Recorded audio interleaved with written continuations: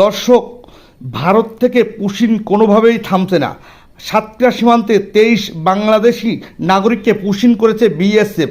18 দিন পর আবারও সাতক্ষীরা সদর উপজেলার কুশখালী সীমান্ত দিয়ে 23 বাংলাভাষী নাগরিককে পুশিন করেছে ভারতীয় সীমান্তরক্ষী বাহিনী বিএসএফ। মঙ্গলবার 27 মে ভোরে তাদেরকে পুশিন করা হয়। 23 জনের মধ্যে 7 জন নারী ও 7 জন পুরুষ এবং 9 জন শিশু রয়েছে। সীমান্ত থেকে সকালে তাদের উদ্ধার করে প্রথমে স্থানীয় বিজিবি জওয়ানরা তাদেরকে কুশখালী বিজিবি ক্যাম্প হেফাজতে রাখে।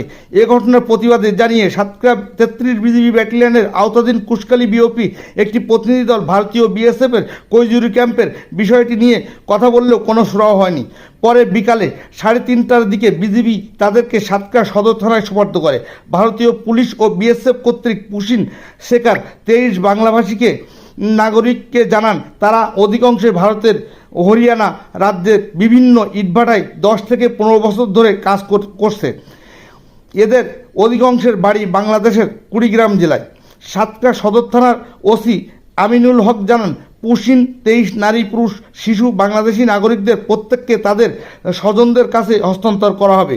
প্রসঙ্গত 9 মে সাতক্ষীরা সুন্দরবনের মধ্যে নদীপথ দিয়ে 3 ভারতীয় নাগরিক ও 78 জন পুশিন করে বিএসএফ। তাদেরকে সাতক্ষীরা রেঞ্জের আওতাধীন গহীন সুন্দরবনের মান্দারবাড়িয়া চর এলাকায় নদীপথ দিয়ে পুশিন করে রেখে যায়। আর এভাবেই কিন্তু সারা বাংলাদেশে পুশিন অব্যাহত রেখেছে ভারতীয় সীমান্তরক্ষীরা।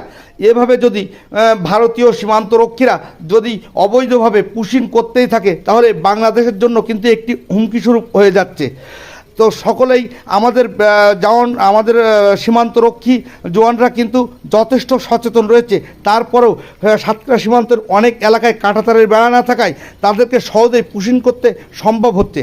তো এই স্থানীয় জনগণ সহ গ্রামবাসী সচেতন রয়েছে যাতে এ ঘটনায় কোনো অপ্রীতিকর ঘটনা না ঘটে, সেজন্য সাধারণ জনগণ কিন্তু সচেতন রয়েছে। দর্শক, সকলেই ভালো থাকবেন।